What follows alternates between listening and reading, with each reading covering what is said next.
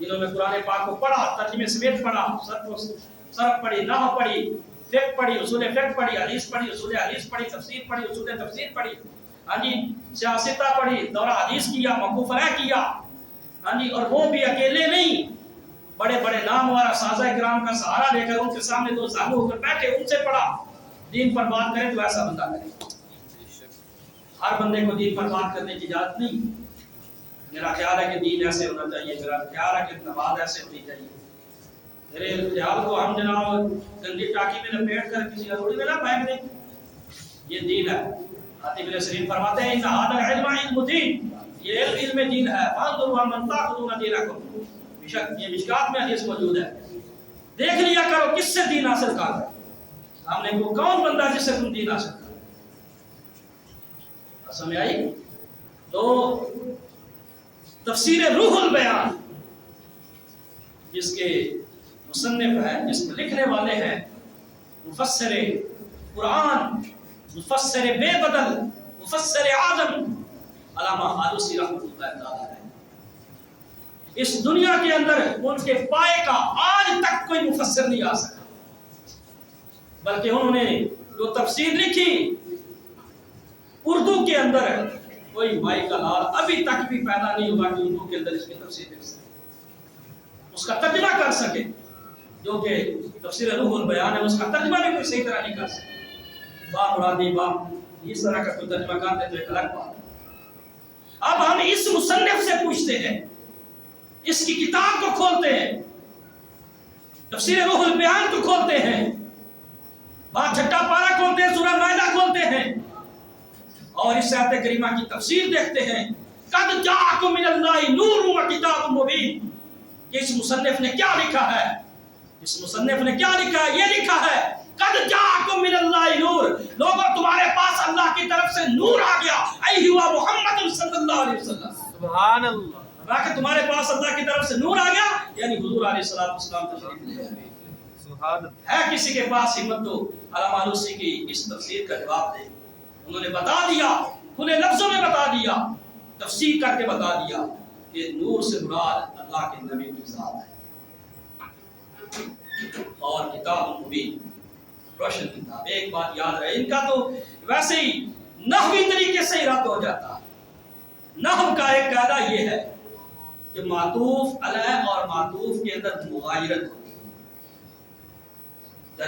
यहाँ दरमियान में हुरूफ आतफा में से 10 हुरूफ आतफा में से कोई हर्फ आ रहा हो, वाव आ रही हो, सुम्मा आ रहा हो, फा आ रहा हो, खत्ता आ रहा हो, इमा आ रहा हो, जो भी आ रहा हो, तो इन दोनों के दरमियान आ रहा हो तो हर्फ अतफ से पहले जो होता है उसको मातूफ अलैह कहते हैं।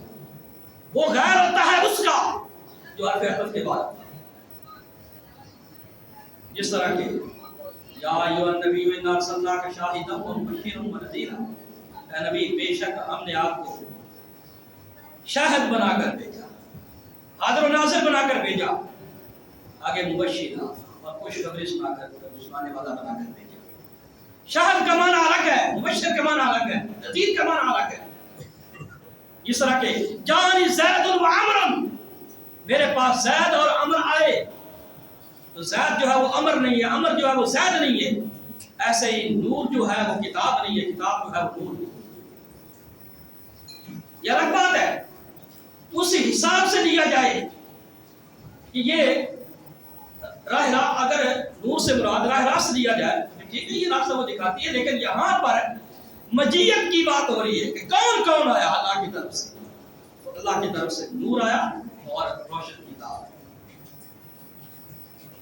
एक तफसीर ये है तफसीर रूहुल बयान। दूसरी तफसीर तफसीर जलाल है, बड़ी मशहूर मारूफ तफसीर है।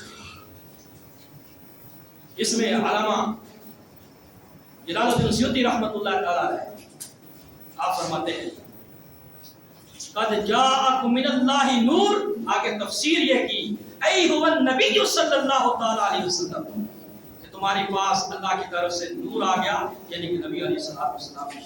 सुभान अल्लाह।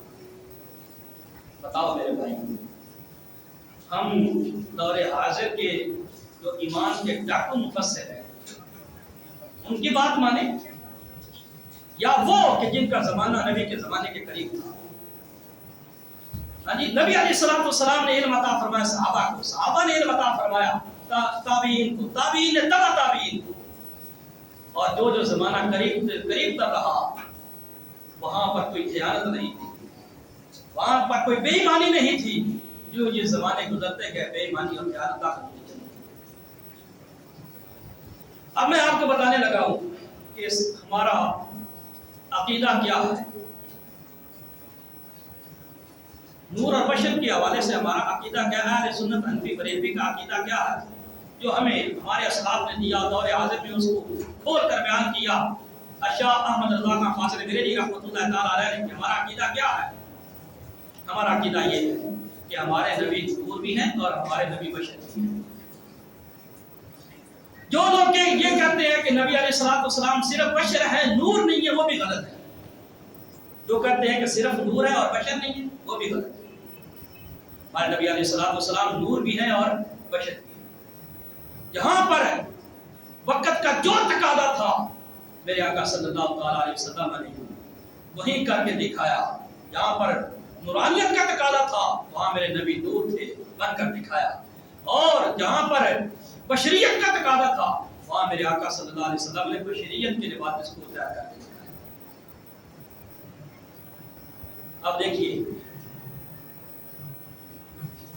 آپ کو اللہ پاک نے پیدا کیا، مجھے اللہ پاک نے پیدا، پوری انسانیت کو اللہ نے پیدا کیا، مخلوقات کو پیدا کیا،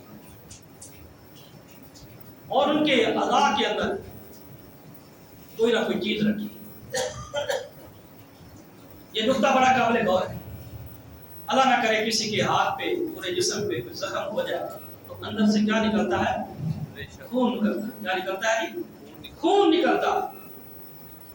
اور اگر آنکھ کے 3 حصے، ایک سفید ہے، ایک اس کے اوپر سیاہی ہے، پھر اس کے اندر ایک چھوٹا سا ٹکڑا ہے، 3 حصوں میں تقسیم کیا ہے.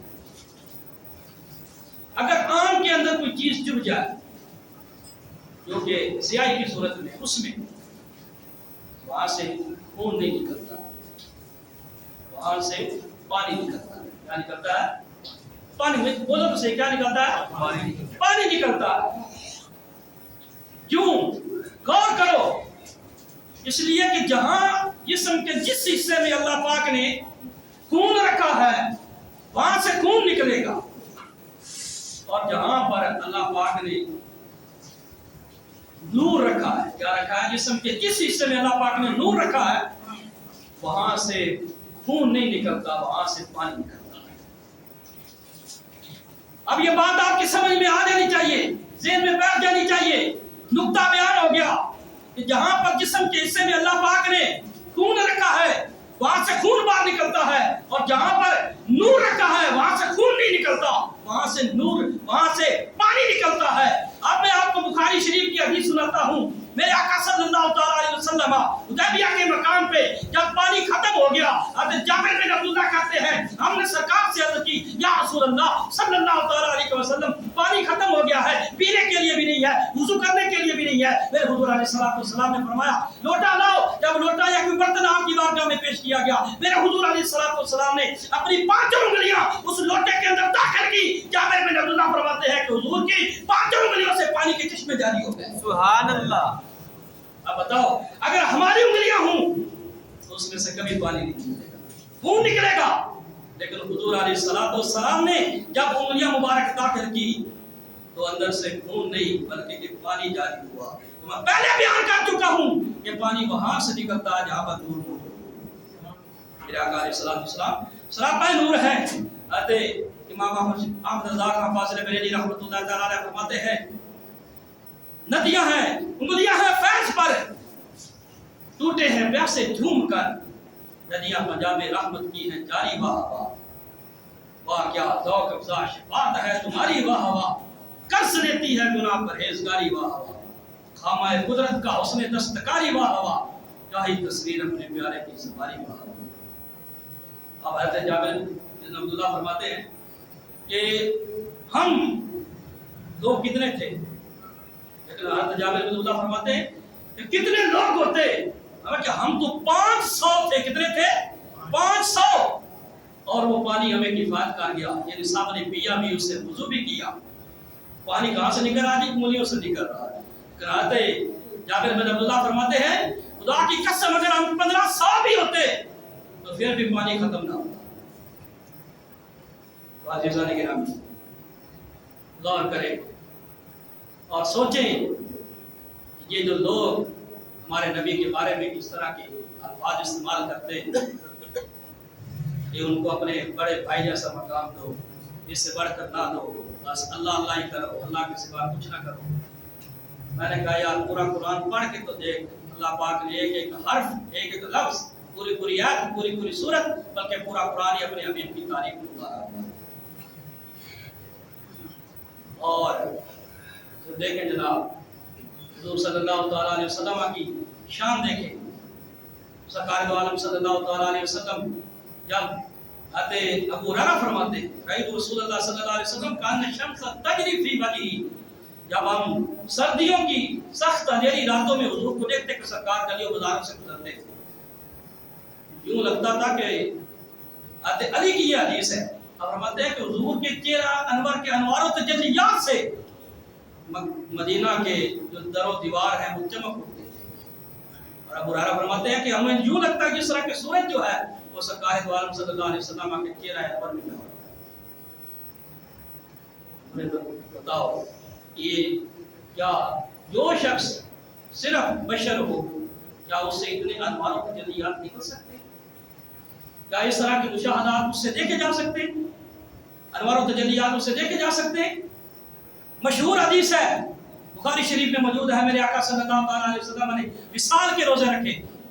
विसाल का रोजा ये कि जनाब रख लेना, फिर जनाब एक लंबी मुद्दत तक उसको इफ्तार ना करना। सहाबा इकराम ने जब देखा कि आका अलैहिस्सलातु वस्सलाम ने विसाल के रोजे रखे, सहाबा ने भी विसाल के रोजे रखने शुरू कर दिए। अब चंद दिन गुजरे, 2-3 दिन ही गुजरे तो सहाबा इकराम कमजोर होने लगे और अपने गुलामों के कांधों के ऊपर हाथ रखकर मस्जिद में आने लगे, कोई लाठी का सहारा लेकर, कोई दीवार का सहारा लेकर। हुजूर ने फरमाया तुम्हें क्या हो गया भाई? तो अर्ज की या सल्लल्लाहु अलैहि वसल्लम, आपने रोजा रखा है और इफ्तार नहीं कर रहे हैं, हम भी आपकी सुन्नत पे अमल कर रहे हैं।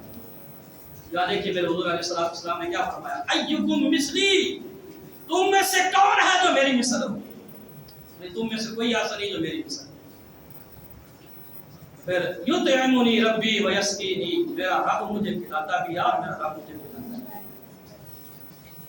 सरकार दो आलम सल्लल्लाहु अलैहि वसल्लम के हुक्म पर भी सहाबा ने रोजा इफ्तार किया।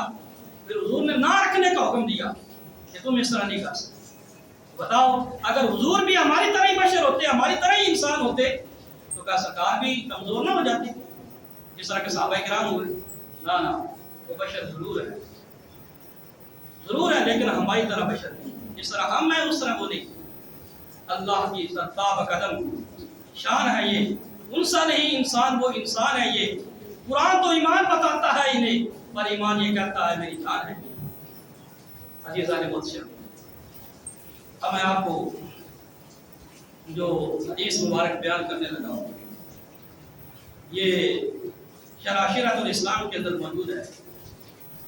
आज सैयदना खालिद बिन वलीद रज़ी अल्लाह ताला आप इस हदीस के रावी यहाँ फरमाते हैं कि ऐसा हुआ कि हम किसी गज़वा से वापस आ रहे थे, वो उस मौके पे भी पानी खत्म हो गया।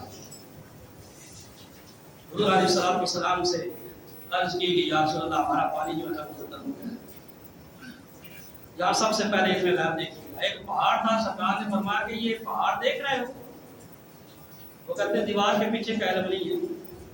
मैंने कहा दीवार तो फिर छोटी होती है, पहाड़ उससे बड़ा होता है। यहाँ सरकार को तो पहाड़ के पीछे का इल्म है। नबी अलैहिस्सलाम ने फरमाया कि पहाड़ के पीछे एक हबशी जा रहा है। कौन जा रहा है? हबशी जा रहा है और उसके कांधे के ऊपर, दाएं कांधे के ऊपर एक पानी का मशकीज़ा है, उसको ले आओ। जिस हालत में जा रहा है, पानी लेके जा रहा है, मशकीज़ा लेके जा रहा है, सरकार ये भी बता रहे हैं। यही चीजें तो मेरे भाइयों हम तुम्हें बताते हैं कि अपने ईमान दुरुस्त करो, अपने अकीदे दुरुस्त करो। एक बंदा अगर है ये अकीदा लिए हुए मर गया कि हमारे हुजूर को तो दीवार के पीछे का इल्म नहीं है, हमारे हुजूर अलैहिस्सलातु वस्सलाम तो कुछ कर नहीं सकते, बताओ उसके रोजे, उसकी नमाजें, उसकी ज़कातें किस काम की? अगर नबी के बारे में उसका अकीदा ही सही नहीं। हज़रत खालिद बिन वलीद रज़ी अल्लाह ताला अन्हु फरमाते हैं कि میں نے اپنے ساتھ ایک اور شخص کو لیا، پہاڑ کے پاس گئے اور ہم نے واقعی دیکھا کہ ایک حبشی جا رہا، اس نے اپنے جو ہے نا وہ دائیں کاندھے کے اوپر ایک مشکیدہ پانی کا لٹکایا۔ ہم نے اس کو کہا جاؤ ہمارے آقا علیہ السلام بلا رہے، وہ کہنے لگا کہ میں نے نہیں جانا، میرا جو مالک ہے وہ یہودی ہے، بڑا سخت ہے، وہ مجھے مارے گا، پہلے ہی میں لیٹ ہو چکا ہوں، مجھے جانے دو۔ حضرت خالد بن ولید رضی اللہ تعالیٰ نے فرمایا کہ اب تمہیں جانا پڑے گا، ہمارے آقا نے بلایا۔ ڈالا اس کو حضور علیہ السلام کی بارگاہ میں لایا گیا، تو حضور کی بارگاہ میں آتا ہے، حضور علیہ السلام اس کو فرماتے ہیں بھی پانی جو ہے نا میرے صحابہ کو پلا بھی اور ان کو وضو بھی کراؤ۔ انہوں نے کہا جی یہ چھوٹا سا مشکیزہ ہے، اتنے تو آپ کے پاس صحابہ ہیں، یہ تو 3-4 بندے بھی اس سے وضو نہیں کر سکیں گے، اگر پینا چاہیں تو پھر 4-5 بندے وضو بھی نہیں کر سکیں گے۔ میرے آقا علیہ السلام نے فرمایا تو اجازت دے کہ اس سے تم پانی پی بھی سکتے ہو اور اس سے تم وضو کر بھی سکتے ہو۔ اس نے کہا یا رسول اللہ مجھے جانے دیجئے، میرا مالک بڑا سخت ہے۔ حضور نے فرمایا تیرے جتنے بھی معاملات ہیں وہ سارے ہم سنبھال لیں گے۔